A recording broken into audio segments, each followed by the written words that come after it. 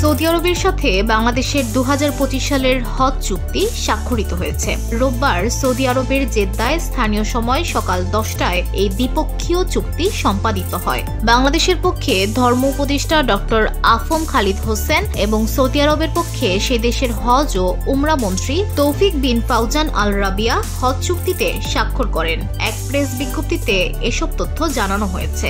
চুক্তি স্বাক্ষর অনুষ্ঠানে ধর্ম উপদেষ্টা বাংলাদেশের সার্বিক হজ ব্যবস্থাপনার অগ্রগতি নিয়ে সৌদি হজ ও উমরা মন্ত্রীর সাথে আলোচনা করেন। এ সময় ধর্ম উপদেষ্টা বাংলাদেশি হজ এজেন্সি প্রতি সর্বনিম্ন হজযাত্রীর কোটা 1000 হতে কমানোর বিষয়টি পুনর্বিবেচনার জন্য সৌদি হজ ও উমরা মন্ত্রীকে অনুরোধ করেন। কিন্তু সৌদি হজ ও উমরা মন্ত্রী এজেন্সি প্রতি সর্বনিম্ন হজযাত্রীর কোটা 1000ই বহাল রেখেছেন।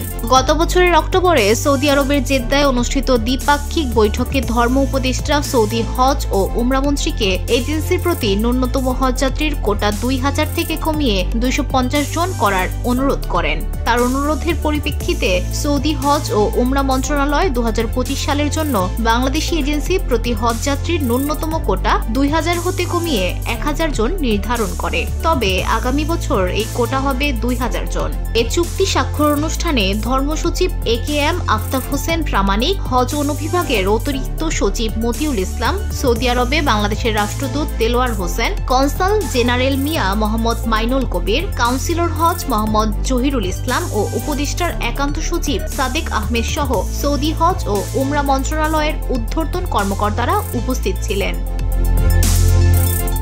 VOD Bangla news desk.